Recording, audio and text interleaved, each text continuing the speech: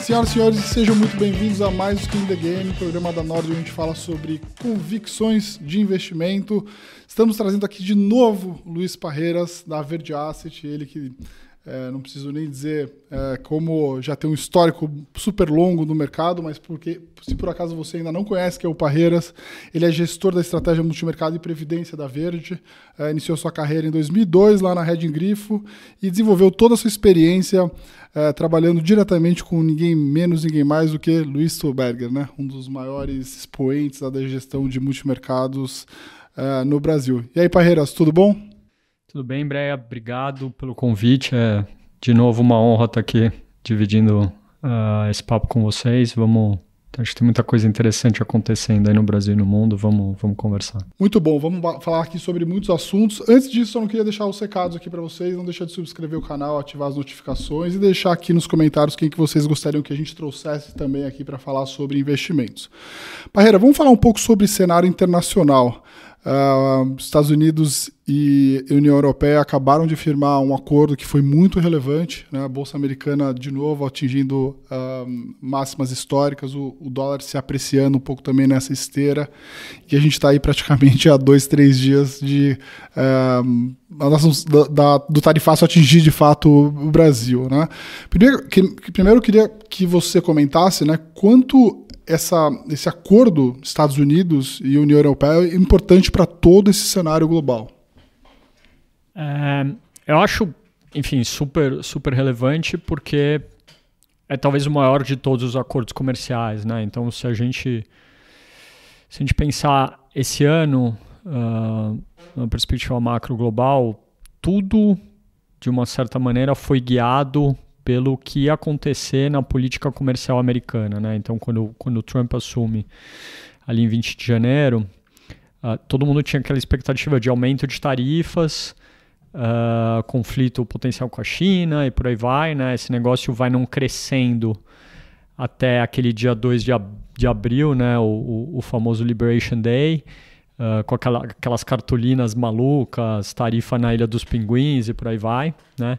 Então aquilo, digamos, é o ápice do estresse do mundo e dos mercados, obviamente, com essa questão da política comercial americana, e de lá para cá, né? Se a gente pegar, então, auge 2 de abril ou os dias que se seguiram e depois a gente olhar aqui os 3 meses e meio subsequentes, a gente vem refluindo, né? E os Estados Unidos vêm ou recuando, né, nas tarifas, o caso mais óbvio disso é a China, ou de fato fechando acordos em termos de novos parâmetros e novos níveis de tarifa com vários países. Então a gente tinha o primeiro acordo relevante foi com a Inglaterra, cerca de um mês e pouco atrás, mais recentemente, pouco menos de 10 dias atrás, a gente teve um acordo com o Japão, que de uma certa maneira colocou as bases para que esse acordo com a Europa fosse fechado. Aliás, eles são muito parecidos em termos de nível de tarifa, em termos das promessas acessórias que foram feitas e por aí vai. Então,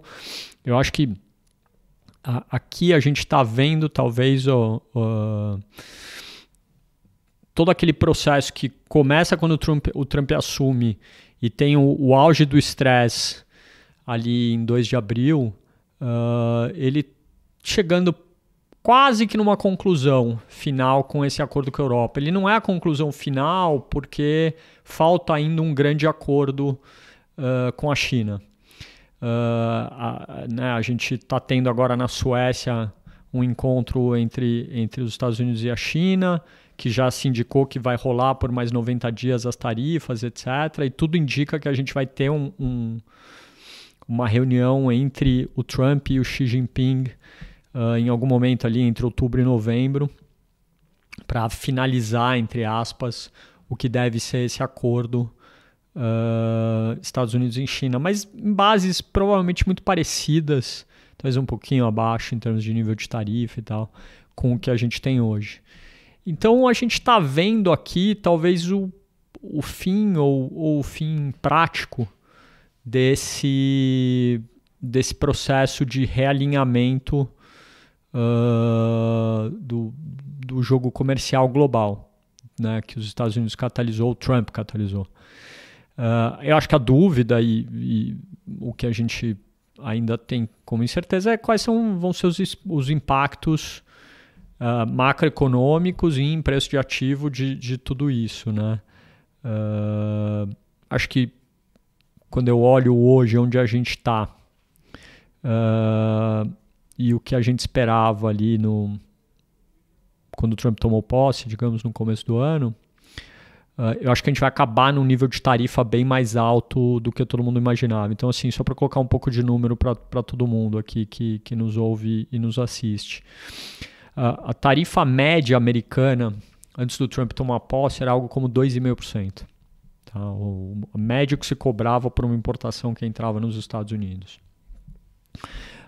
Esse número começou a subir ali logo depois da posse do Trump, quando ele fez as primeiras medidas contra o Canadá, o México e tal. Depois a própria China, né? E aí ele culmina ali logo em seguida, o 2 de abril, com uma expectativa de tarifa média na casa de 25%. Né? Isso muito em cima de uma tarifa média contra a China, por exemplo, que foi para mais de 100%. Né? Há um mês atrás, né, ou 2 meses atrás, depois que o Trump tinha feito um acordo com a China, tinha voltado atrás, a gente achava lá dentro da Verde, usando um pouco o input dos nossos melhores consultores e tal, que essa tarifa média ia ficar algo em torno de 12% a 14%. Então vamos colocar aqui um ponto médio de 13%. Né? Então ela veio de 2,5%, foi até 25% e ia parar no 13%. O que a gente viu nos últimos 2 meses, né, é importante contextualizar também onde a gente está aqui com esse acordo com o Japão e depois com a Europa, é esse número de 13% e ele subiu um pouco. Tá? Então, vamos lembrar, há um tempo atrás, o Trump falava que a tarifa mínima ia ser algo como 10%. Era o que se imaginava que esses grandes acordos, Japão, Europa, iam terminar nesse 10%. Eles estão terminando em 15%. Né? Isso tudo veio da cabeça do Trump. Por que 10%? Porque 15% é a cabeça do Trump. Então, o número de tarifa média efetiva, né, que a gente estava olhando que ia estabilizar em algo como 13%, hoje eu diria que ele deve estabilizar em algo como 17%, 18%. Depende ainda de alguns detalhes, como o que vai fazer com farmacêuticos, o que vai fazer com a China e tal, mas parece uma boa estimativa, assim, com todo o conjunto de informações que a gente tem hoje, é algo como 17% a 18% de tarifa efetiva média. Lembrando, a gente veio de 2,5%. Então, consequências, mais inflação, né, nos Estados Unidos, isso é uma tendência que a gente ainda acha que tem espaço para continuar, e todo um rearranjo de cadeias de suprimento, etc., que acho que é um processo que vai durar alguns anos que a gente vai acompanhando. Assim, olhando em retrospectiva, o Trump, né, ele foi muito sisudo nas negociações, na forma como ele se comunicou, mas a grande questão, assim, ele está atingindo o objetivo que inicialmente ele gostaria. Acho que no final, assim, ele atingiu até mais do que ele gostaria. Né? O mercado, o mundo teve que, de fato, sentar para negociar, e o deal que ele conseguiu foi até melhor, dado que a gente está falando que ele esperava 10%, está indo para 17%, né? No final das contas ele atingiu. Isso obviamente vai ter desdobramentos positivos mais à frente, né? Acho que acho que até o Luiz estava falando isso um pouco no painel lá da Expert, que eventualmente o mercado acelerou alguns pedidos, né? Você tem PIB que talvez acelere um pouco na frente, mas no final do dia o Trump conseguiu atingir todos os objetivos que ele gostaria desde o começo? Essa é uma excelente pergunta para a qual acho que o tempo ainda vai dizer. Agora, eu acho que um pouco paralelo a isso que você está falando se alguém chegasse para mim no dia, sei lá, a gente está aqui gravando no fim de julho, se alguém chegasse no fim de março para mim, então antes do Liberation Day, e falasse o seguinte, naquele dia ali a gente esperava que a tarifa média fosse parar em algo como 10%. Falasse para mim, no fim de julho, então daqui 4 meses, a tarifa efetiva média que você vai esperar, né, e o consenso do mercado, etc., vai ser algo como 17, 18%. E o S&P vai estar 6.400, o dólar vai estar um pouquinho abaixo de onde ele está hoje, a expectativa de inflação vai estar algo como 20, 30 basis points acima de onde você espera hoje, e o crescimento também vai ter mais ou menos em linha onde você está esperando hoje. Eu ia falar, impossível.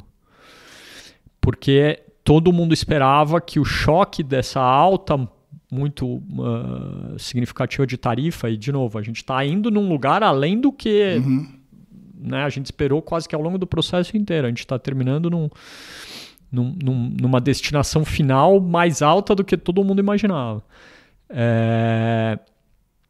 Eu acho isso surpreendente. Sim, porque no limite, né, o mercado panicou com um nível de taxas muito mais baixa e o output final é um nível de taxas mais alta e a gente está vendo, na verdade, o preço dos ativos mais alto do que deveriam, né? Exato. Então, enfim, acho que tem explicações para isso e acho que a gente vai explorar elas aqui ao longo do nosso papo, mas acho que tem duas coisas que mudaram, né, ao longo desse processo. Acho que o Trump tem esse negócio, né, clássico trumpista, né, The Art of the Deal, né, o livro que ele escreveu lá nos anos 80, ele é um master negociador, etc. Eu nem acho que ele é um gênio da negociação tanto, mas de fato os Estados Unidos têm contra a maior parte das economias do mundo um poder de alavancagem brutal, né?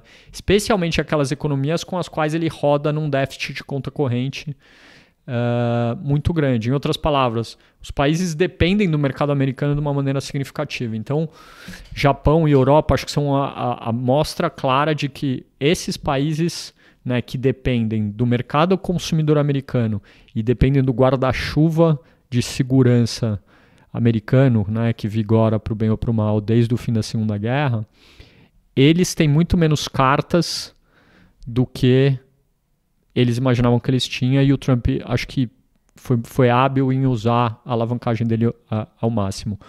Contra quem os Estados Unidos têm menos alavancagem do que imaginava, apesar do déficit de conta corrente brutal, é a China, né? E aí acho que os Estados Unidos descobriu ao longo desse processo, especialmente ali depois de abril, quando ele colocou a tarifa média na China em mais de 120%, que a China tinha cartas e jogou essas cartas de uma maneira muito hábil que poderiam machucar de verdade os Estados Unidos. E aí, por isso, o único país de verdade contra o qual o Trump recuou foi contra a China, né? E toda essa história das terras raras e por aí vai, eu acho que os chineses foram muito hábeis em usar como um mecanismo de negociação, e aí o Trump teve que recuar, né? Então, eu acho que nesse processo a gente aprendeu várias coisas desse tipo, né? O Trump, onde ele tinha alavancagem muito clara, acho que ele usou e está extraindo tarifas mais altas do que todo mundo imaginava. Sim.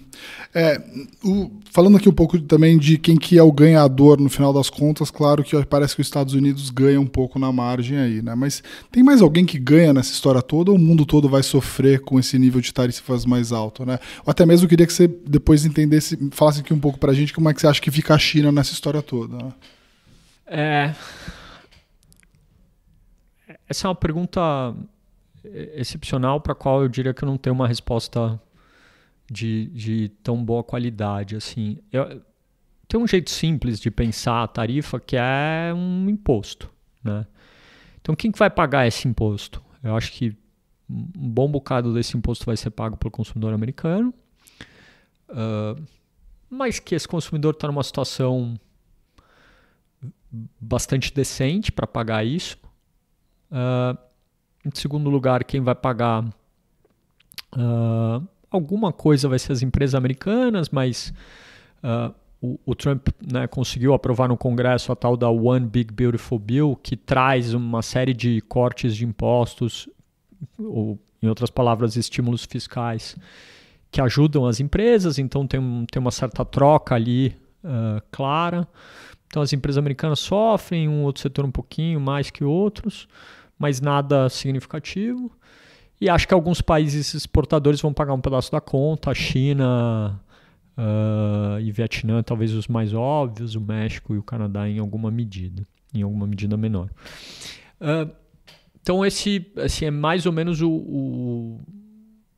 os perdedores mais óbvios, assim, é um pouco os exportadores da Europa, alguma coisa dos exportadores do Japão e os exportadores desses países asiáticos, China, Vietnã e todo, né, aquele ecossistema em torno desses países. E o consumidor americano em alguma medida. Ganhadores, eu acho que tem alguns tipos, assim. Eu acho que ganha quem competia muito com o chinês, por exemplo, nos Estados, um produtor americano que competia muito com o chinês, ele ganhou uma barreira e ganhou uma gordura. Aquela coisa clássica do Brasil, por exemplo, né? País fechado, você sobe uma barreira tarifária, e aí... indústria nacional. Exato, e aí quem se beneficia é essa turma, né? E acho que tem alguns casos, assim, meio claros disso. E eu acho que ganha, assim, quem ganha são as alternativas ao dólar no limite, né? Um pouco uma das teses de investimento que a gente tem perseguido lá na Verde ao longo desse ano de 25 é um pouco essa diversificação das reservas de valor. Eu acho que esses são os ganhadores, assim. Eu acho que o México, por incrível que pareça, é um ganhador também nesse processo todo, porque vai ficar com uma tarifa efetiva, mais que o Canadá em alguma medida também. Vão ficar com tarifas efetivas bem menores que os outros players, menores que a Europa, menor que a China, menor que... Então, às vezes o cara não quer fazer uma fábrica né, trazer da China para os Estados Unidos, mas trazer da China para o México faz sentido. Então, eu acho que o México, ninguém tem falado muito isso, mas eu acho que ele é um ganhador marginal, assim, importante. E o Canadá também. O Brasil podia estar nessa lista, né? Eu ia falar exatamente isso. Enfim. Eu ia falar exatamente nisso, né? Quando começou toda essa história de tarifa, o pessoal falou assim: nossa, se tem algum país que pode se dar bem com essa história de tarifas é o Brasil, porque o Brasil tem uma boa relação com os Estados Unidos, a gente, na verdade, tem uma balança até que favorece a gente. A gente é deficitário. A gente é deficitário, a gente... né, tem uma tributação que eu acho que é relativamente ok. Ou seja, nessa briga toda geopolítica e tarifária, o grande vencedor pode ser o Brasil. A gente está sendo o último a conseguir negociar, né? E aí, assim, anedoticamente, tem um monte de gente lá nos Estados Unidos que não foram recebidas, né? Boa parte do governo aqui está falando que eles acham que faz sentido, sim, apoiar toda a história do BRICS, né? Como é que fica o Brasil nesse cenário, né? Assim, a gente falou aqui sobre ganhadores e perdedores, mas como é que você acha hoje que o Brasil fica nesse cenário? Quão frágil, né? E quão isso pode impactar a economia no final do dia? É super interessante porque toda essa discussão do Brasil é uma discussão efetivamente política, né? Não é uma discussão econômica, não tem base econômica para tarifar o Brasil em 50%. O Brasil, né, tem déficit comercial com os Estados Unidos já há vários anos, enfim. Então, toda vez que a gente entra no campo da política, a gente trabalha mais com achismos do que efetivamente com dados, né? Mas parece um pouco assim aquela coisa clássica do Brasil de arrancar a derrota das garras da vitória mais uma vez, né? Então tinha tudo para a gente ser um beneficiário em termos de receber fluxo de capital e por aí vai. E com essa briga política que está resultando nessa tarifa, que deve efetivamente, a gente acredita, entrar agora no dia 1º de agosto, a gente tem issues claros aí, né? Para vários setores que são exportadores aqui no Brasil, né? Quais vão ser os impactos, assim, macroeconomicamente falando, né? As contas lá iniciais do meu time,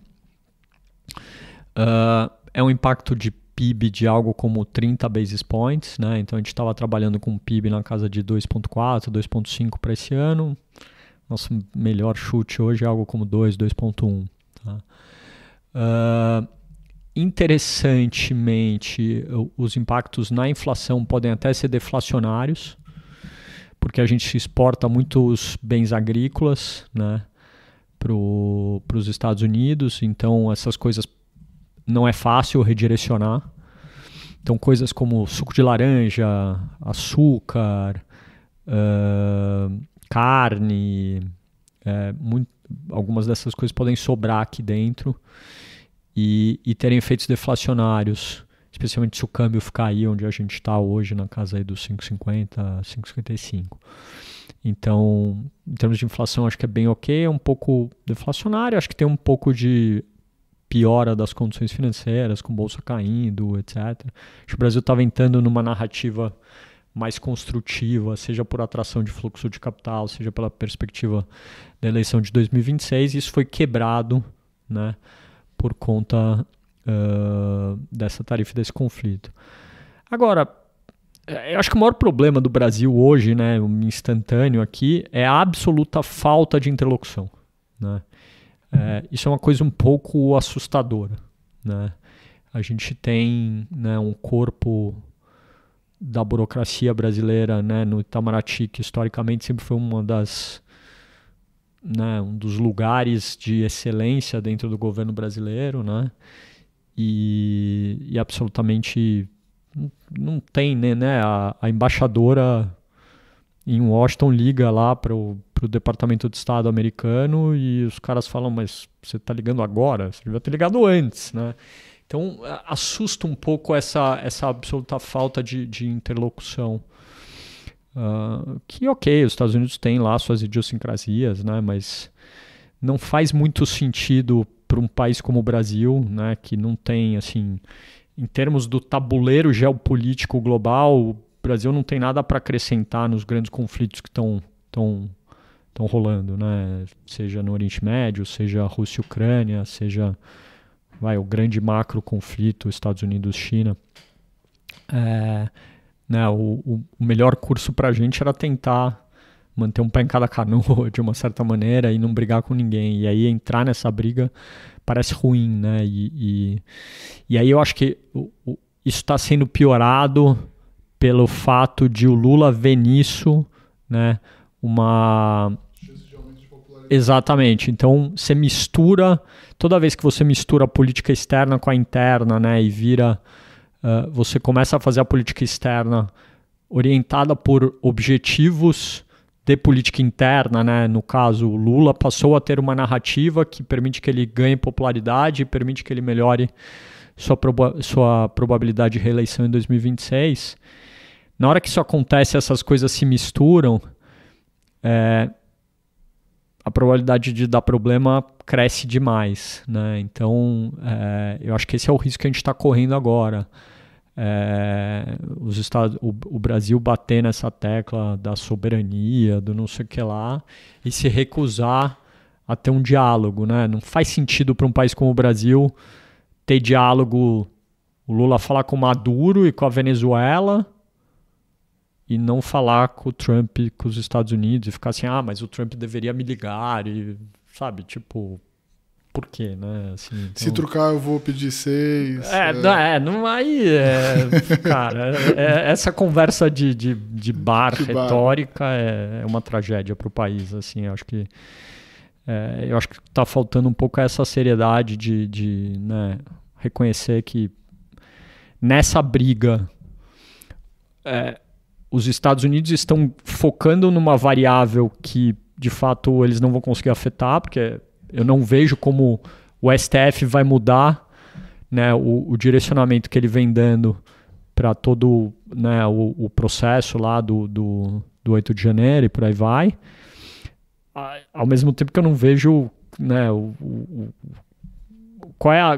que tipo de alavancagem o Brasil tem para conseguir negociar, entendeu? Então, acho que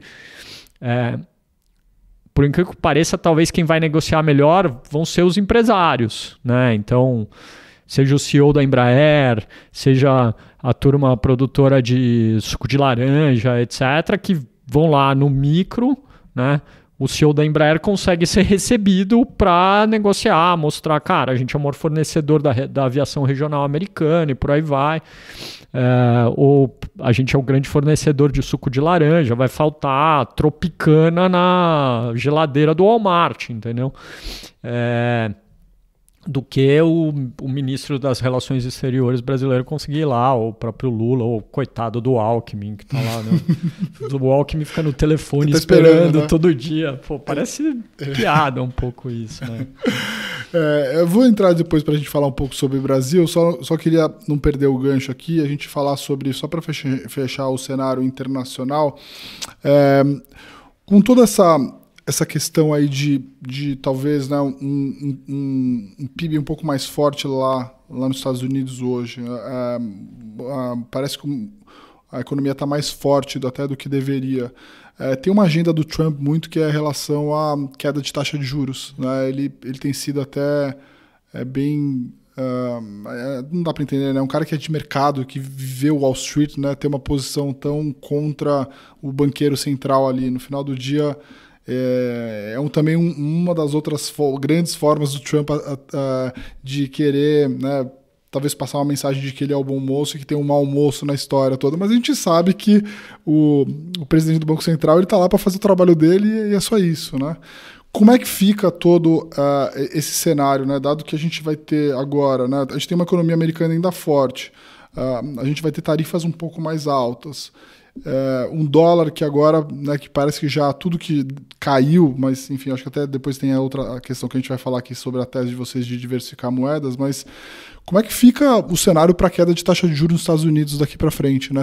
Assim, mudou, pensando, né, a gente saiu lá do Liberation Day, de uma tarifa de 10, indo para 17, como a gente está falando agora, uma economia americana mais forte. Como é que você vê, né, a trajetória de taxa de juros nos Estados Unidos? Essa pergunta vale alguns trilhões, mas eu diria, primeiro, por que o Trump bate no Powell, né? O Trump, apesar de, enfim, ter muita conexão com o mercado, etc., a gente tem que lembrar, o histórico do Trump é de desenvolvedor imobiliário.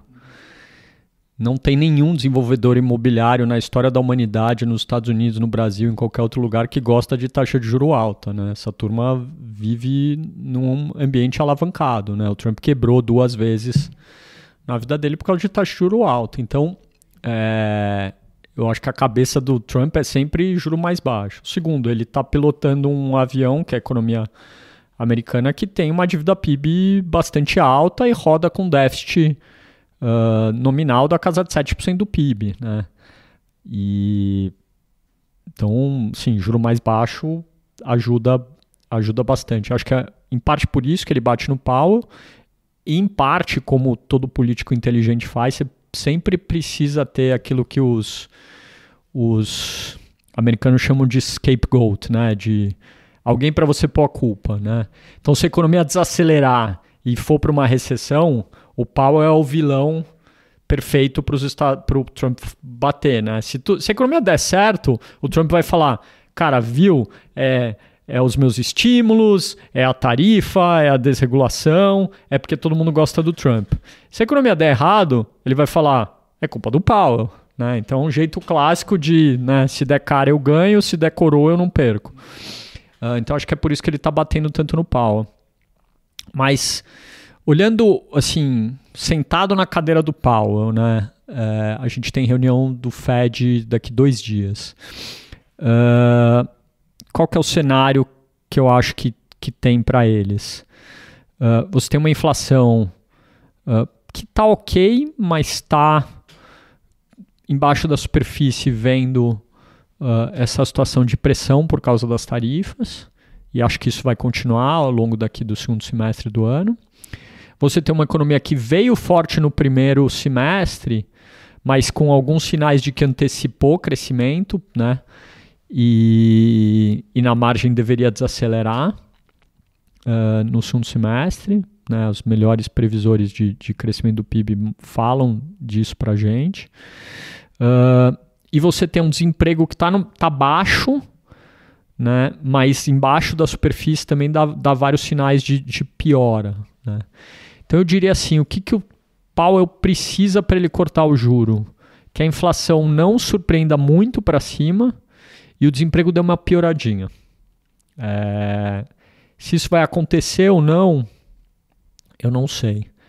Essa reunião do Fed na quarta-feira agora, já deve ter 2 votos, pelo menos um com certeza, mas provavelmente 2 votos por corte. Né? A gente já tem um membro, o Christopher Waller, que já sinalizou publicamente que vai votar por um corte. Tem a Bowman, que também está indicando ir nessa direção, embora a gente não tenha tanta certeza no caso dela. Então você tem um comitê que está começando a ir nessa direção, mas ainda com uma dispersão de opiniões. Eu acho que esses caras precisam um pouco dos dados um pouquinho mais fracos na margem para poder cortar. Eu diria que é razoável trabalhar. Hoje o mercado tem, até o fim do ano, algo como 41 pontos base de corte. Então, digamos, um pouco menos que 2 cortes, né? Eu acho que o cenário modal assim deveria ser algo como 2 cortes. E aí mais cortes ali no primeiro semestre de 2026. Porque realmente quando você olha embaixo da superfície os dados de emprego, eles indicam um mercado de trabalho americano meio que parado, né? Ninguém contrata, mas também ninguém está pedindo demissão. Normalmente, quando a contratação é sempre um indicador que anda na frente da demissão, né? Então, pensa numa empresa. Quando as coisas começam a dar sinais um pouco estranhos, qual a primeira coisa que você faz? Descongela todas as vagas, não contrata ninguém. E aí, só no momento seguinte, se as coisas pioram mais, você começa a demitir, né? Então, parece que a economia está nesse momento, não contrata ninguém. Faz 2 meses que a gente está esperando ver se vai ter um pouco mais de demissão ou não e ainda não apareceu. E esses dados de emprego americano tem uma volatilidade inerente ali, uma complexidade. Embaixo da superfície parece que está piorando e a gente acha que deve ter algumas condições para o Powell cortar, mas é zero óbvio, assim. E esse conflito Trump-Powell, se o Powell não cortar em setembro, eu acho que ele vai piorar. Sim. Vocês têm alguma posição em juro lá fora? A gente tem carregado, né, no verde 2 posições lá fora que elas estão conectadas, são expressões diferentes da mesma ideia. Uma é a compra de inflação, né, uma posição que tem pouco mais de 1 ano que a gente montou, né, no momento que a gente achou que o Trump ia ser o ganhador da eleição, ali pouco depois do debate do Biden e tal, né, o ano passado, a gente começou a comprar o que a gente chama de inflação implícita, né? Um jeito de operar no mercado qual vai ser a inflação futura.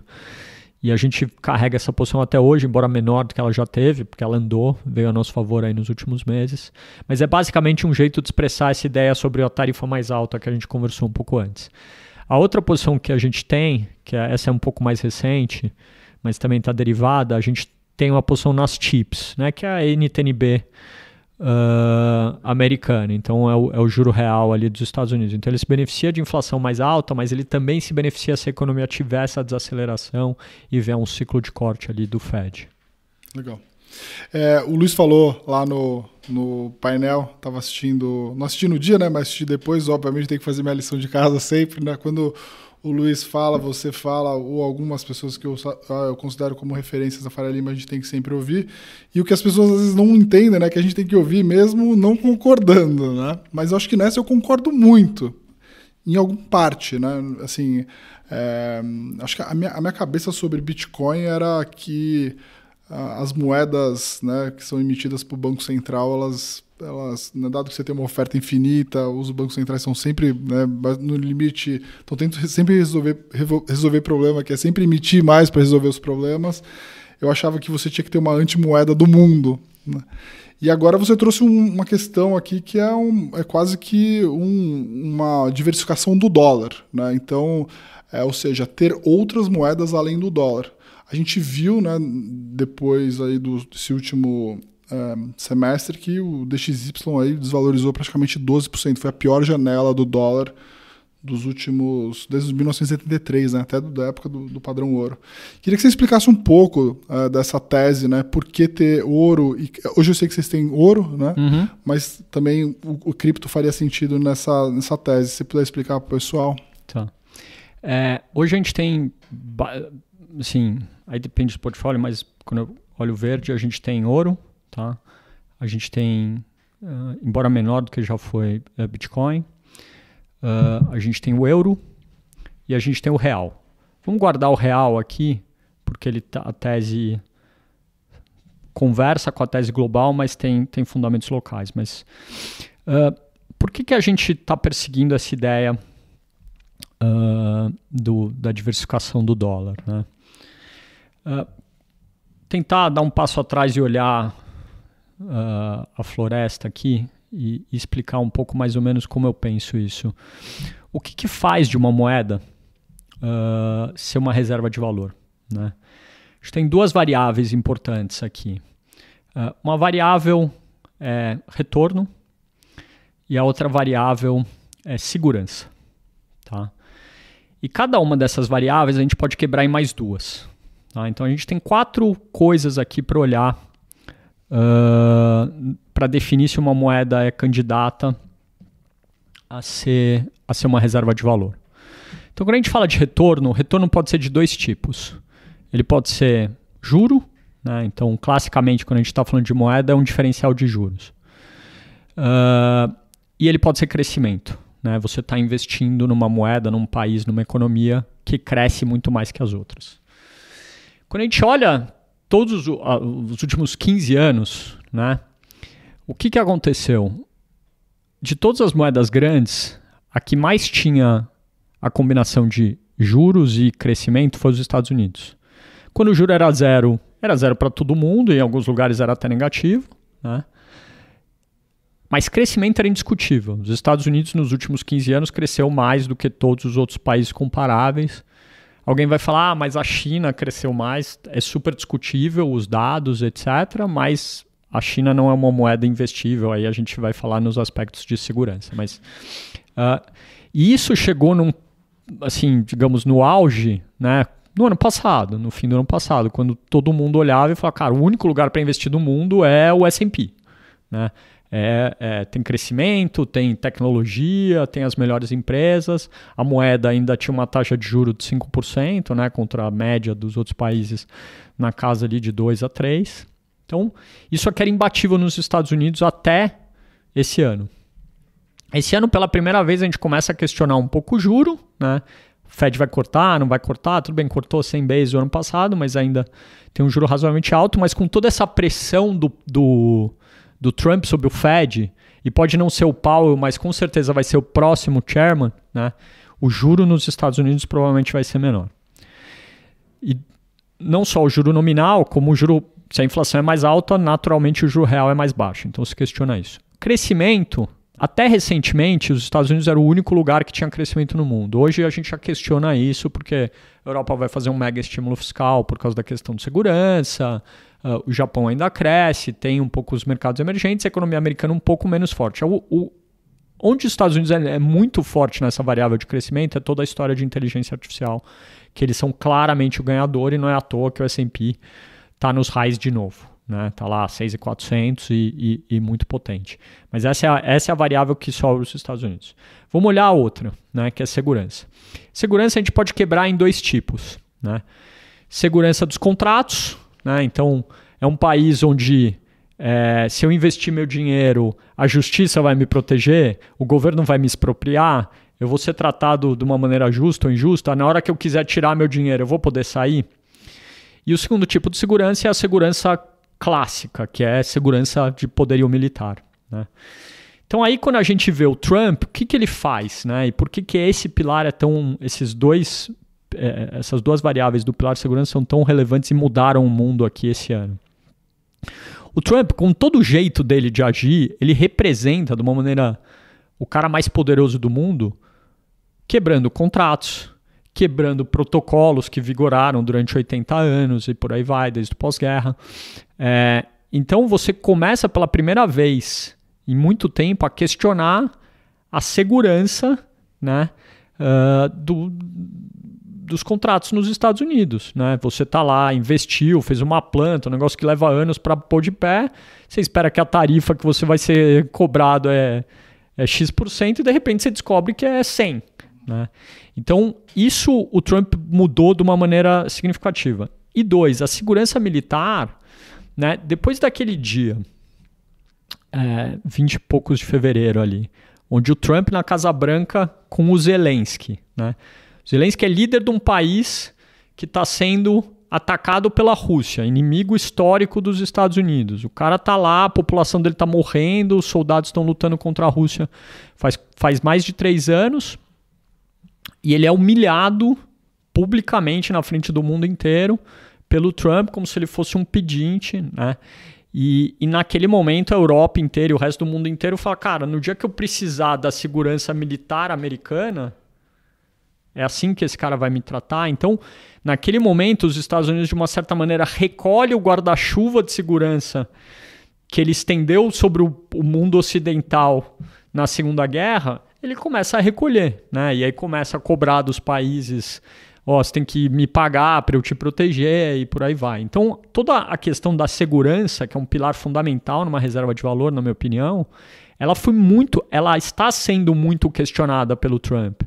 Pode ser só uma estratégia, só o jeito do Trump negociar, etc. Mas essas coisas deixam consequências. Se você é um grande alocador de capital que pensa os próximos 50, 100 anos, você é o gerente das reservas de um país do Oriente Médio, ou de um país, ou de um fundo de pensão da Europa, etc. O que você vai fazer naturalmente? Eu vou questionar se eu deveria ter tanta exposição ao dólar.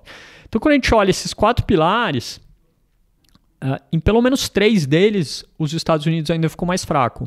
O quarto, que é crescimento, eu acho que a questão da inteligência artificial dá muita pujança ainda para os Estados Unidos. Por isso que aquele momento do DeepSeek foi um momento tão perigoso, entre aspas, para os Estados Unidos.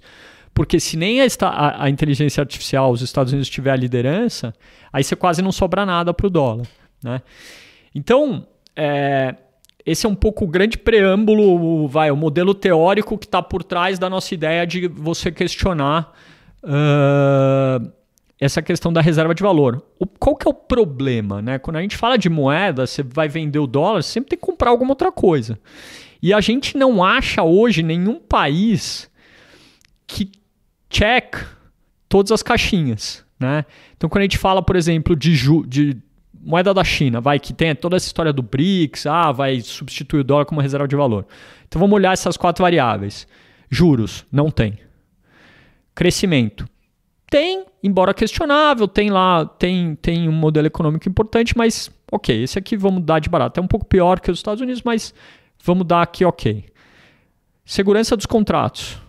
Alguém tem alguma confiança que vai investir na China e não vai ser expropriado se mudar o governo? Ninguém. Segurança militar. Também não tem, né? Todo o desenvolvimento do poderio militar chinês é para, entre aspas, atacar os outros, né? Todo esse questionamento sobre Taiwan e por aí vai. Então, como alguém consegue olhar o renminbi e falar, cara, isso aqui é uma reserva de valor? Não é. Euro. Juros. Tem um pouquinho. Não muito, não melhor que o dólar, mas tem um pouco. Crescimento. Não tinha. Tá melhor. Né? Vai fazer um mega estímulo fiscal. A Alemanha finalmente saindo um pouco do seu paradigma de estabilidade fiscal, vai gastar dinheiro especialmente na sua defesa e tal. Então, bem melhor. Segurança dos contratos. Bom, não é incrível, né? Excesso de regulação, mas bom. Segurança militar, melhorando. Então, o euro não é um negócio incrível, não checks all the boxes, mas ficou melhor do que era recentemente. E aí que entra um pouco a questão do ouro e do Bitcoin. Embora eles não tenham juros, né, eles têm oferta limitada, né, que implicitamente é mais ou menos a mesma coisa. Né? Então, a quantidade de bitcoins que vai ser emitida, a gente sabe que está limitada algoritmicamente, e a quantidade de ouro que tem no mundo, enfim, embora tenha extração, ela também não é enorme. E aí você tem a questão de segurança, os dois tipos muito melhor definido. E acho que é isso que foi a grande mudança de Bitcoin. Né? Até uns anos atrás, talvez até 2022, ali, quando teve a quebra da FTX, né? Se questionou muito a segurança de cripto em geral, e acho que hoje especialmente com toda a regulação que os Estados Unidos está fazendo, as novas leis que passaram recentemente e tal, eu acho que a questão da segurança para Bitcoin em particular, eu não vou extrapolar para todas as outras cripto, mas para Bitcoin em particular, eu acho que ela está mais resolvida. Então esses dois eu acho que configuram de uma maneira interessante como reservas de valor que não dependem de nenhum governo, né? E por isso a gente gosta dos dois, e por isso acho que o Luiz falou ali na Expert, e a gente tem falado isso publicamente, acho que todo o portfólio deveria ter um pouquinho dos dois componentes. Óbvio, você precisa levar em conta que tem volatilidade, né? Bitcoin tem uma vol, embora cadente ao longo do tempo, ainda tem uma vol bem mais alta, etc. Mas tanto ouro quanto Bitcoin a gente acha que tem papéis importantes em portfólio, e acho que o euro é um candidato, não é um candidato incrível dos sonhos, etc., mas é um bom candidato também para estar nesse lugar. Outras moedas, difícil, entendeu? Porque, putz, aí você vai falar do Yen, tem outros problemas, entendeu? Eu acho que essa tese faz bastante sentido, e a provocação que eu queria trazer, acho que em seguida, é que por muito tempo o dólar foi o anti-real, né? Então, você ficar protegido dos problemas do real é o dólar. Acho que a pergunta em seguida que as pessoas fazem sendo investidores ou alocadores no Brasil é se, do ponto de vista para o alocador ou investidor do Brasil, ele deveria também pensar na diversificação das moedas para se proteger contra os problemas inerentes do real. É por isso que eu acho que o ouro tem esse papel antifrágil, entre aspas, né? Pensa o seguinte, por que para todo mundo, não só no Brasil, né, em quase todos os outros países, durante os últimos 5 anos, foi um trade excepcional comprar o S&P, né? Porque quando ia bem e era incrível, e quando ia mal, quando o S&P caía, o dólar valorizava e compensava. Em 2025 essa correlação mudou, né? Então o dólar deixou de te proteger no sell-off do S&P, né? Isso vale para o real e vale para o euro, vale para várias outras moedas. Então, por isso eu acho que é um pouco o jeito que a gente olha as coisas na Verde. Você tem que separar os dois riscos, né? Então, a proteção de moeda, né? Então, pensando aqui no Brasil, a diversificação do real, eu acho que ela tem que ser feita de uma maneira mais ampla que só para o dólar. Eu acho que tem um componente do dólar, mas o euro, né? Um pouco essa linha que a gente tem feito. O euro, ouro e Bitcoin, né, e um pouco Bitcoin. O Bitcoin tem uma beleza que às vezes ele se comporta como um Nasdaq alavancado, e às vezes ele se comporta como um ouro alavancado, né? E ele tem essa natureza, digamos, dual, assim, no jeito que esse ativo negocia. E é uma das razões que a gente gosta. Então eu acho que o cliente deveria pensar a diversificação de moeda de uma maneira mais ampla. Aí, se você quer ter bolsa, aí beleza, pode ter o S&P, entendeu? Muito bom. Vamos trazer um pouco do cenário aqui para o Brasil. A gente falou aqui sobre taxa de juros nos Estados Unidos, sobre ciclos, né, de corte de juros lá. E a gente também está próximo aqui de uma próxima reunião onde o mercado já dá como certo não ter cortes.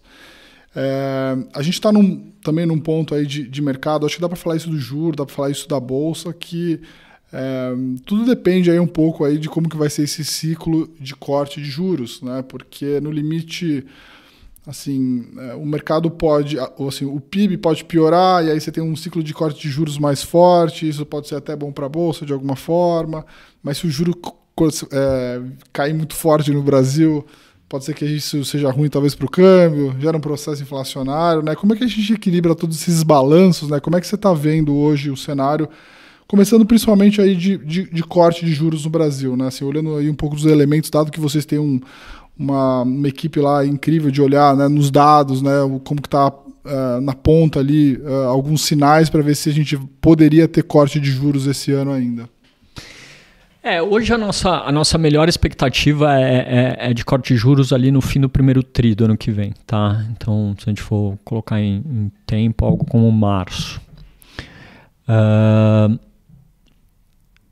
Com o conjunto de informações que a gente tem hoje, né? E com um pouco o comportamento que a gente tem visto do Banco Central até agora.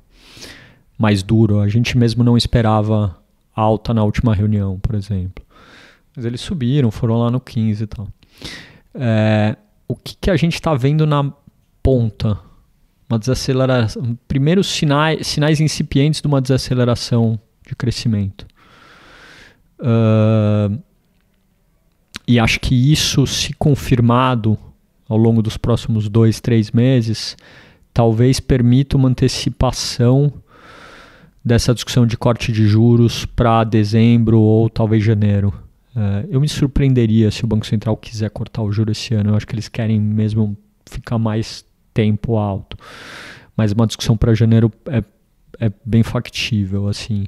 Especialmente se essa história da deflação, né, um pouco por conta das tarifas, preço de alimento mais fraco, etc., realmente acontecer. Que é possível. E o câmbio ficar bem comportado. Então eu diria assim,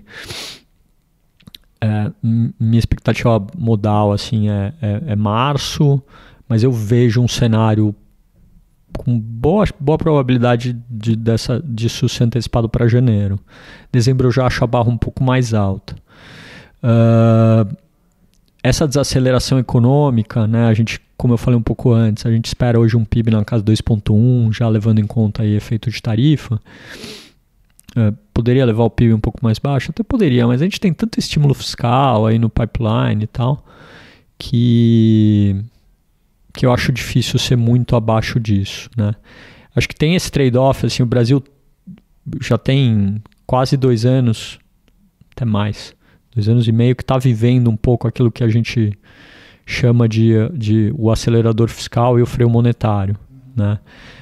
Economia muito turbinada por reiteradas medidas de estímulo fiscal por parte do governo. E a gente sabe que tem mais coisa para vir, né? Especialmente quando a gente olha 2026, tem o corte, tem a isenção do IR para quem ganha até R$5.000, e isso a gente acha que vai injetar muita renda disponível, né? Porque para quem ganha até R$5.000, o delta ali que vai deixar de pagar de imposto é bastante dinheiro em termos de renda disponível para as pessoas. Então, a gente entra em 2026, né, com talvez assim, acho que é quase que queimando a embreagem, né, praticamente. De uma certa maneira é isso. Então a economia desacelera, mas você sabe que já está contratado ali na outra frente um outro turbozinho, né, para estimular o crescimento. Então, por incrível, eu sou um pouco cético assim, de ficar ultra animado com o corte de juros puramente macro, né?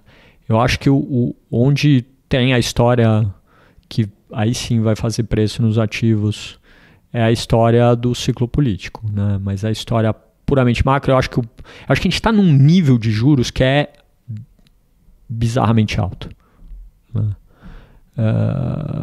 Para falar o português muito claro, assim, não faz sentido na minha cabeça esse juro de 15%.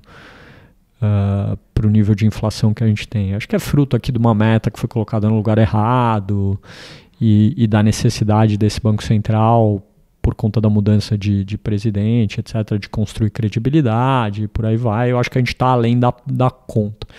Então, como eu acho que a gente está além da conta, a gente voltar um pouco, também não acho que é nenhuma excrescência, sabe? Trazer o juro de 15 para 13 não deveria ser um desafio sobre-humano assim, para esse Banco Central. Eu acho muito tranquilo ver esse cenário acontecendo ali entre o primeiro e o terceiro tri do ano que vem. Além disso, aí eu acho que a gente precisa de outras variáveis. A gente precisa do mundo ajudar e precisa do ciclo político aqui se desenvolver de uma maneira construtiva. Sim. Eu fico muito me perguntando se até parte dessa atraso, né, no corte tem a ver também com, né, entrar no ano de ciclo político dando mais boas notícias do que, assim, caracterizar de que as coisas estão convergindo, etc., né? Mas aquilo que você falou, né? Acho que o Banco Central aí está tentando, né, ter um outro tipo de credibilidade, né? Tem feito um bom trabalho, dá para dizer assim, né? Assim, a gente esperava, acho que muito mais surpresas vindo do Banco Central, né? Tanto na comunicação de como foi feito no começo. Mas a verdade é que, assim, não dá para acreditar que um juro saindo de 15 para 13, a gente vai ver a inflação voltar a acelerar assim, de forma galopante, né? Não acho que é o caso.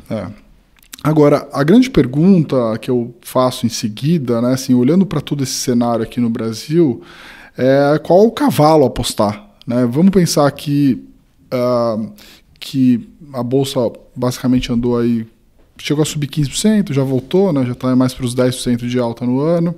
O real se apreciou de alguma forma, também de um final de ano que foi muito, muito maluco, né? Assim, foi um final de ano terrível, né? A gente na espera lá de um ajuste pequeno fiscal, veio corte de imposto, né? Veio coisa, desajuste fiscal. E com, obviamente, uma sazonalidade que já é ruim, né? De final de ano, de remessas para fora, etc. O que fez o câmbio ir lá para 6,20. Mas a grande pergunta do investidor brasileiro hoje é, né? Assim, pensando, né? Nos possíveis cenários do ano que vem, né? Qual que é o cavalo que tem uma simetria boa? Né? Se é no juro, se é no juro pré, se são os indexados à inflação, se é na bolsa, se é no próprio real, né? Como é que está a tua cabeça em relação a isso? Então, quando a gente olha, digamos, as classes de ativo no Brasil, eu acho que você não pode perder de vista, né, o horizonte da eleição. Então, qualquer decisão tem que ser tomada levando em conta outubro de 26. Você tem, né, uma árvore que se abre ali de uma maneira bastante binária. Tá? Então, a gente tem que pensar como que a gente vai chegar até lá. Né? Então, hoje a gente gosta do real, né, por duas razões principais. Primeiro, essa tendência global de dólar mais fraco, então o vento global é muito favorável. Segundo, quando eu penso no longo prazo, eu sou pago para esperar. Né? Como o real tem uma taxa de juro substancial, então grandes números, né? A taxa de juro aqui é 15, a taxa de juros nos Estados Unidos é 4, a gente tem 11 pontos de diferencial de juros. De hoje até outubro do ano que vem, eu sou pago para esperar, porque eu vou recolhendo esse carrego, né? Aquilo que no mercado a gente chama de carrego. Eu recebo para ficar long. Tirando a Turquia, que é um caso especial, o Brasil é a moeda que tem maior carrego do mundo. Por várias métricas que a gente olha, parece um trade bastante interessante. Tem questões de fluxo, né? A gente está... Depois da tarifa aqui, a gente deve ir para um déficit de conta corrente de algo como 3 mil do PIB, não é uma coisa super tranquila. O melhor período de sazonalidade do ano já foi. Mas ainda assim, acho que pensando num portfólio de médio prazo, a gente acha o real das 3 grandes classes de ativo brasileira, ou 4, né, se a gente abrir pré e B, a gente acha mais interessante. Olhando a renda fixa, acho que tanto pré quanto B são interessantes, mas aí por uma construção diferente. Elas têm carrego negativo, né? Você paga prêmio para ficar, seja porque o mercado embute corte de juros, seja porque tem um prêmio na inflação implícita, quando a gente olha a B. Mas aí a discussão passa a ser uma discussão probabilística. Tá? E eu vou simplificar aqui muito as coisas. Tá? Vamos pegar a B35, que é o papel que a gente carrega hoje. Tá? A B35 está lá 7,5 hoje. Né? Então, a pergunta que eu faço é: qual é a B35 se o Tarcísio for presidente? E qual é a B35 se o Lula se reeleger? Né? Chutar aqui meio bem... De novo, simplificando demais as coisas. B35, Tarcísio presidente, 5. Parece um número razoável. B35 com o Lula presidente, 8,5. Então, se a gente fizer a distribuição de probabilidades num papel que está 7,5, no caso ruim, né, ele vai para 8,5, no caso bom ele vai para 5, ele não parece precificar em excesso uma vitória, digamos... do bloco da direita na eleição. Né? Então, por isso a gente gosta. Porque a distribuição de probabilidades ainda parece bastante interessante. A discussão entre pré e B é uma discussão um pouquinho mais técnica. Né? Eu, pessoalmente, hoje prefiro o pré. Porque eu acho que a inflação tem espaço para surpreender para baixo nos próximos 6 meses. Mas para quem está construindo portfólio, não está olhando o mercado todo dia, etc., a B é um bom cavalo. Tá? Vamos para a Bolsa. E aí a Bolsa é uma discussão mais bacana. É aquela pergunta assim, eu vi o gestor falando assim, a Bolsa tá barata ou tá cara? Ele falou assim, depende. Se tiver troca de governo, tá barata. Se não tiver troca de governo, tá no preço. Eu já discordo. Eu acho que se não tiver troca de governo, a Bolsa tá cara. Tá? E aí o jeito que a gente olha a Bolsa lá é um pouquinho diferente. A gente tenta quebrar o retorno das ações e, portanto, da Bolsa em 2 componentes. Um componente de juro e um componente de prêmio de risco, né? O que em inglês a gente chama de equity risk premium, né? Então, o excesso de retorno que você precisa receber para estar investido numa ação ou numa empresa, né? No fim do dia, que é isso que você tem quando você compra uma ação. E aí é interessante porque quando a gente olha o rally da Bolsa esse ano, curiosamente, a B não fechou, né? Não. Então, o juro longo, ele está mais ou menos igual onde ele estava no fim do ano passado, né? Com todo o estresse que a gente teve em dezembro, né? A NTN-B, o pré está abaixo de onde ele bateu, mas fechou só prêmio de risco de inflação. Então, o juro real brasileiro, né? Se a gente pegar essa B35, ou B40, ou B50, está mais ou menos igual. Então, o componente que fez com que a Bolsa subisse esse ano foi a gente teve um fechamento de prêmio de risco, ou seja, o prêmio de risco da Bolsa que estava em grandes números no fim do ano passado em algo como 4,2%, bateu no fim de junho algo como 2,8%. A média histórica desse negócio é algo como 3,5%. Tá? Olhando o índice. E aí tem vários problemas de construção do nosso índice, tem muita commodity, por aí vai, etc. Então, tudo que aconteceu no Brasil nesse rally de bolsa esse ano foi compressão de prêmio de risco. Tem 2 jeitos de olhar isso aqui, né? Quando você conversa com vários gestores, né, a turma de bolsa fala, cara, essa compressão de prêmio de risco, ela aconteceu por causa do gringo, né? Emerging Markets está subindo, lá fora teve fluxo aqui, fechou o prêmio de risco, etc. Então, não tem nada de eleição, né? Eu já não concordo 100% com essa visão. Eu acho que tem um pouco de eleição sim, porque quando você faz determinados cortes, setores, etc., eu acho que teve um pouco de eleição sim, mas teve um pouco também do fluxo. E aí a gente vê aqui no mês de julho, o fluxo sai e a perspectiva de eleição piora, né? E as duas coisas elas são, de uma certa maneira, interligadas. A Bolsa sofre e o prêmio de risco volta a abrir, né? De novo, com o juro até subiu esse mês aqui e também voltou a atrapalhar. Então, eu acho que a Bolsa ela depende daqui para frente, para ela performar bem, do juro fechar. Porque a gente já teve a compressão de prêmio de risco. Tá? Então, por isso a gente tem ficado mais cético com Bolsa aqui ao longo do ano. Né?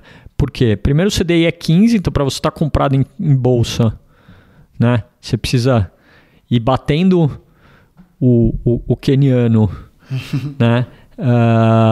Todo mês, todo trimestre, todo semestre. Então esse é um desafio. E segundo, com prêmio de risco menor, você já não tem mais tanta gordura. A boa notícia é que com essa queda que a gente está vendo em julho, a gente está começando a ver gordura. Em alguns papéis está começando a abrir. E se a bolsa cair mais uns 5%, aí eu acho que ela vai ficar interessante. Tá? Então a bolsa aqui, 135 mil pontos, né, de índice, já não está cara, mas não está uma moleza. Se a gente estiver no 130 e abaixo, aí eu acho que ela começa a ficar interessante e provavelmente a gente vai começar a aumentar o nosso exposure. Por quê? Porque aí o prêmio de risco volta a abrir e você não precisa fazer nenhuma maluquice para ter ações com retorno precificado interessante. Né? De novo, muito depende do que vai acontecer em outubro de 26, mas eu acho que um pouco o pilar que está por trás da nossa estratégia é assim, as pessoas pensam muito no resultado. Vai ganhar o A ou vai ganhar o B? né? Vai ganhar o L ou vai ganhar o qualquer que seja a outra, o T, ou o C, ou o R, ou sei lá quem, ou o próprio B, né? No limite. E a gente pensa menos nisso e mais em como vai ser o caminho até lá. Como eu construo um portfólio que eu consigo sobreviver na jornada. Porque, de novo, aqui é Brasil. A gente já viu facada, a gente já viu avião cair e a gente acabou de ver uma interferência dos Estados Unidos nesse processo com essa questão das tarifas e o conflito ali com o STF. Então, você tem que estar preparado para o inesperado. Né? E quando você corre contra um CDI, isso faz muita diferença. Então, por isso, a gente preferir hoje um portfólio mais exposto no real e na B do que propriamente na bolsa. Agora tem um preço de bolsa que a bolsa vai ficar assimétrica também para cima, eu acho. Sim. O que eu falo para, às vezes, o pessoal entender, né, os clientes, a gente faz aqui um pouco o trabalho também de educacional para muita gente, é que no final do dia você é muito bem pago para esperar. Enquanto lá nos Estados Unidos, né, você é muito mais um time in the market do que timing, né? Aqui, todo dia tem uma notícia ruim que provavelmente vai chacoalhar os preços. Então, enquanto não tiver, às vezes, um estresse muito grande que vai te dar talvez uma boa entrada num bom preço, você pode ficar com um portfólio mais à espreita, né? Mais um tiro de sniper, às vezes, do que qualquer outra coisa, né? E acho que um pouco do que você falou, eu tinha uma visão, assim, talvez não tão negativa, né? A gente estava falando aqui sobre a NTNB, né? Na minha cabeça, assim, eu nem tinha feito um cenário com uma NTNB tão mais alta num cenário ruim e tão baixa num cenário bom, né? Assim, na minha cabeça, uma NTNB hoje 7,5, se vier um Tarcísio, assim, indo para 6, né? 5,5 já é um retorno absurdo, né? Que você pode ter. Se vier para 5, então, acho que é um negócio de... vai ser um processo. Eu não acho que vai ser de um dia para o outro, né? Ao longo, sei lá, de um ano e meio, eu vejo bastante espaço. A gente está num nível de juros... Assim, embora a situação fiscal do Brasil seja ruim, né? E o nosso endividamento tenha crescido muito, assim, as margens de manobra que a gente tinha há 5, 10 anos atrás eram muito maiores que a gente tem hoje. Esse governo fez tanta bobagem que não acho que precisa de um cientista de foguetes para resolver, entendeu? Então, e os preços, né, e o mercado tem um pouco essas dinâmicas. Quando você vira de um círculo vicioso que a gente vem vivendo para um círculo virtuoso, as coisas sempre vão mais do que você imagina inicialmente. É clássico isso, assim. Agora, existe algum risco, né, desse meio do caminho, assim, o fiscal estourar ao ponto de a gente não ter o que fazer lá na frente? Isso te deixa... Acho baixo. E acho que tem mecanismos de autocorreção. Né? Principalmente o câmbio, né? Exato. Então, se de novo, o governo está fazendo bobagem com o fiscal e vai fazer mais bobagem com o fiscal. Acho que o Haddad e outras pessoas lá têm um certo limite, né, do razoável, e acho que eles entendem um pouco essa dinâmica que você não pode brincar demais, porque aí as coisas saem do seu controle. Né? Acho que eles tiveram uma lição importante em novembro e dezembro do ano passado, mas essa turma é pródiga em não aprender as lições. Né? Então... mas o mecanismo de autocorreção, ele existe, né? Então, se você faz muita bobagem, o câmbio explode. A gente viu isso, a popularidade do governo sente, né, na veia. Então, eu acho que eles têm que andar um pouco nesse fio da navalha, assim, eles vão tentar gastar peronomútil, meio disfarçado, meio... tentar engambelar para não correr o risco de ter um descontrole. Né? E é curioso também porque, do outro lado, se o mercado antecipa muito as coisas e faz o câmbio se valorizar demais, Isso ajuda também, seguinte, né? Eles já estão pensando no que besteira que eles vão fazer. Né? Exatamente. Então tem a coisa vale para os dois lados. Sim. A gente está chegando aqui no final, queria falar só um pouco de bolsa, né? Assim, uma posição mais recente, até pública, que vocês falaram. E vocês têm, obviamente, uma equipe de análise ali que não faz uma compra de bolsa só de Ibovespa, né? Olha muito no micro. Tem alguma classe de ativo ali dentro, algum setor que vocês estão evitando a qualquer custo hoje? Ou até mesmo tem algum setor que vocês estão olhando mais? Alguma coisa mais a ver de novo com juro, né? Com queda de taxa de juros? Talvez empresas mais ligadas a essa dinâmica de um fechamento da curva, né? Que são mais ligadas à taxa de juros como um todo? Vou falar as coisas que a gente tem... E as coisas que a gente não tem e por que a gente não tem. O que a gente tem evitado recentemente e até mais depois do desenvolvimento do preço nas últimas semanas é commodities, tá? A gente não gosta da Vale, por exemplo, acho que está muito cara. A própria Petro...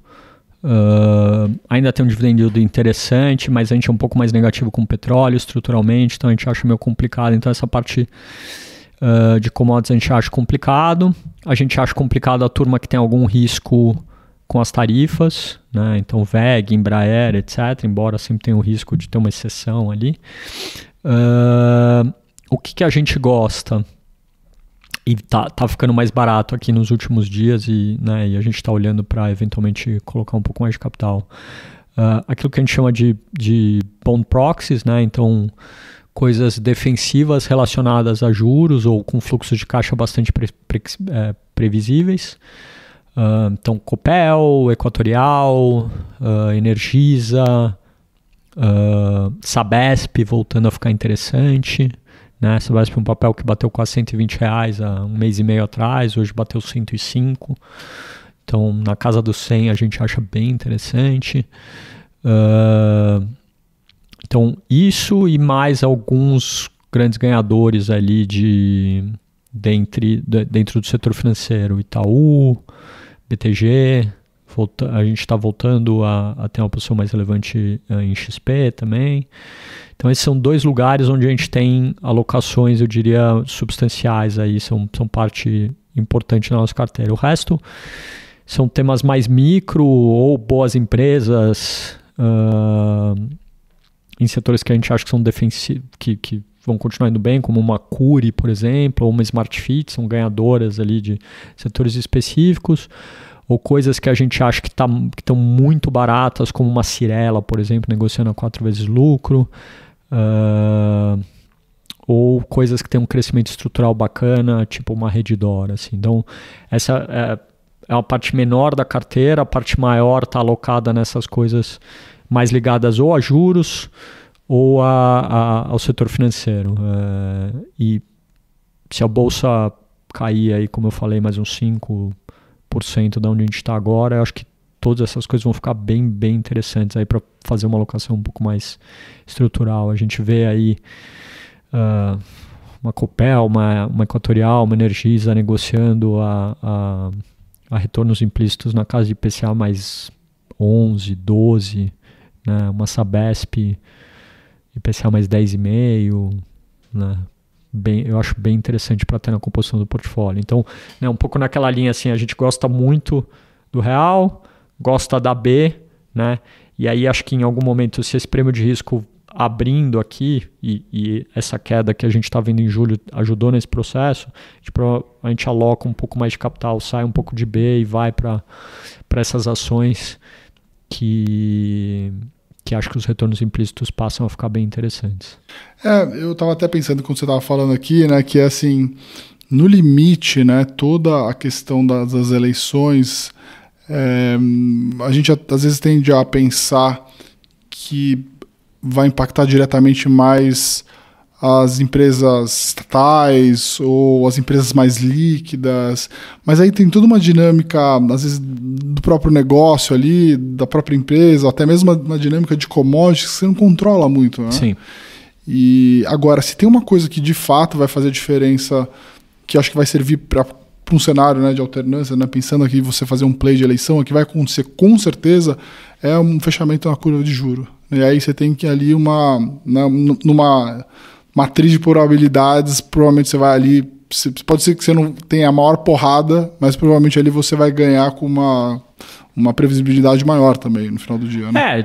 No fim é tudo sobre retorno ajustado a risco, né? Então, recentemente a gente viu muita gente em ações ir para segunda, terceira linha, ir para os ativos mais líquidos, etc. E a gente acha que ajustado ao risco você não precisa fazer isso, entendeu? Você tem retornos interessantes nessa parte mais líquida, mas você não pode esquecer o micro, né? Então, se a gente tivesse tendo esse papo há 3 meses atrás, por exemplo, eu ia falar para você que era uma coisa que a gente estava fazendo.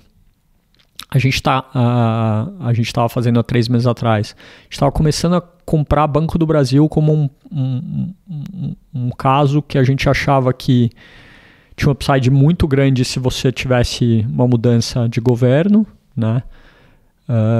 Mas você era pago para esperar, porque a ação estava barata, a gente achava que ia ter um bom retorno. O que aconteceu nesses últimos 3 meses, e a gente felizmente estopou a posição e conseguiu escapar sem se machucar bem, a dinâmica própria do negócio piorou muito, porque está tendo inadimplência no agro muito acima do que todo mundo esperava, o retorno subjacente, então você acha que você está num negócio com segurança ou com um risco mais baixo e de repente você descobre que o risco mudou um pouco na sua cara, e aí você tem que ter flexibilidade. Então, a bolsa é um trade macro, mas ela também é um trade micro, né? Então tem que combinar essas duas coisas. Por isso que a gente gosta desses cases. Por exemplo, Copel é um case onde tem o macro, mas o micro a gente acha que melhorou muito e ainda não foi totalmente refletido. Um case com dividendo absurdo nos próximos 3 anos, vai pagar mais de 1/3 do market cap em dividendo nos próximos 3 anos. Então eu estou defendido, mas eu estou exposto a uma melhora que vai vir via juros, entendeu? Ou Itaú, por exemplo. Eu estou exposto a uma melhora de juros, etc., num negócio que é muito redondo, gerando ROE de 20%, 21%, entendeu? A inadimplência que machucou o Banco do Brasil não machuca os caras. Então, é um pouco sobre como você se expõe ao macro, mas o micro te defende. Por isso que me preocupa um pouco quando a turma vai para a segunda, terceira linha, né? Porque aí você está correndo risco de liquidez, você tem negócios que são mais arriscados naturalmente, então tem 1 ano e meio para acontecer coisa inesperada, para no fim você ter um retorno meio parecido, sabe? Então a gente preferiu ficar nessa parte. É óbvio, a história é menos sexy, né? As histórias são menos exuberantes, mas o retorno ajustado a risco tende a ser melhor, né? Talvez assim, usando um pouco da tua analogia, né? Falar assim, se eu estou acreditando que isso vai acontecer, eu tenho que estar nas empresas ultra endividadas, porque aí se o juro cair... Aí você pega 3 camadas de alavancagem. O problema é que se você tiver errado, você quebrou. Muito bom. Tem algum outro ativo que a gente não falou aqui dentro das convicções que vocês são, assim, algum play de commodity, algum ativo que a gente não falou aqui, fora um pouco do consenso hoje? Se você pudesse falar assim, eu acho que hoje o ativo mais fora de consenso que eu tenho na carteira, que pouca gente fala, Não, hoje a gente não tem posição de commodities, assim, não tem nenhuma história interessante, a gente tem alguns vieses, mas nada muito diferente ou com risco-retorno diferente. Acho que a posição, assim, as posições mais diferentes que a gente carrega em relação aos consensos do mercado são a inflação americana, embora as pessoas tenham a tese e ninguém tenha a posição, e o Bitcoin como uma alternativa. Acho que muita gente entende a lógica do que eu falei, do que a gente fala, mas acho que muitos dos gestores, seja aqui, seja lá fora, tem medo um pouco de ser julgado por isso, né? Fora isso, a única coisa relevante que a gente tem no portfólio que a gente não falou aqui é a nossa carteira de crédito, high yield, que a gente carrega há vários anos. Enfim, aí tem o seu mundo micro à parte, é um tema que obviamente está super no radar, né, por causa da quantidade de dinheiro que entrou no universo aí nos últimos 2, 3 anos e agora nos últimos meses por causa dessa maluquice toda do IOF. Mas, assim, não é uma tese macro, né? É uma conjunção de underwritings micro ali. Hoje já tem aí 17%, né, da carteira do Verde como um todo em crédito, né? Você vê algum risco aí no crédito, assim, mais... dado que os spreads estão bem amassados? Eu vejo 2 riscos, tá? O primeiro risco óbvio que todo mundo consegue enxergar, cara, quando a taxa de juros é 15... e o spread médio de uma empresa high grade no Brasil é 1%, numa empresa high yield é 4, 5%.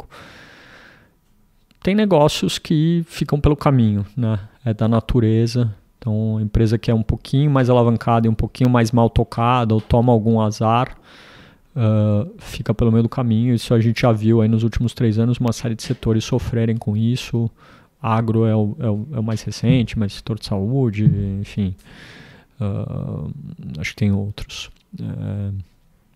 Então sempre tem que ter essa preocupação. Acho que é um jogo de underwriting, qualidade de underwriting. Isso me preocupa. Qualquer classe de ativo que entra muito dinheiro muito rápido, e crédito é o cavalo da vez no Brasil nos últimos 2 anos e meio, as pessoas fazem bobagem. É clássico, é do ser humano. Né? Não é maldade de ninguém, não é incompetência de ninguém. Então, eu acho que os padrões, a qualidade do underwriting, acho que caiu. E eu acho que o Brasil tem esse problema adicional do isento. Né? A gente tem uma frase que a gente fala muito na Verde, a gente já falou publicamente, seja eu, seja o Luiz, seja outros sócios nossos, que o brasileiro ele prefere prejuízo isento do que lucro tributado.